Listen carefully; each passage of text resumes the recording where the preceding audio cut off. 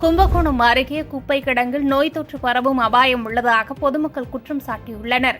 தஞ்சாவூர் மாவட்டம் கும்பகோணம் அருகே ஐயம்பேட்டையில் உள்ள சக்கராப்பள்ளி ஊராட்சியில் சுமார் 10,000க்கும் மேற்பட்ட பொதுமக்கள் வசித்து வருகின்றனர். இந்த நிலையில் சக்கராப்பள்ளி பகுதிகளில் தினசரி சேகரிக்கப்படும் குப்பைகள் சாதிக் நகர் பின்புறம் பகுதியில் அமைந்துள்ள குப்பை கிடங்கில் குவியல் குவியலாக கொட்டப்பட்டு குப்பை மேடாக காட்சியளிக்கிறது. இதனால் குப்பை கிடங்கை வேறு இடத்திற்கு மாற்ற வலியுறுத்தி குப்பை கிடங்கில் இறங்கி ஆர்ப்பாட்டத்தில் ஈடுபட்ட பொதுமக்கள் இதனால் துர்நாற்றம் வீசி நோய் தொற்று பரவும் அபாயம் உள்ளதாக தெரிவித்தனர். தொடர்ந்து இந்த நிலை நீடிக்கும் பட்சத்தில் சக்கராப்பள்ளி ஊராட்சி மன்ற அலுவலகத்தின் நிர்வாகிகள் மற்றும் தமிழக அரசை கண்டித்து சாலை மறியல் போராட்டம் நடத்தப்போவதாக கிராம பொதுமக்கள் வேதனையுடன் தெரிவித்துள்ளனர். பாதகம் செய்பவரை கண்டால் நாம் பயங்கொள்ளலாகாது பாப்பா, மோதி மிதித்து விடு பாப்பா, அவர் முகத்தில் உமிழ்ந்து விடு பாப்பா.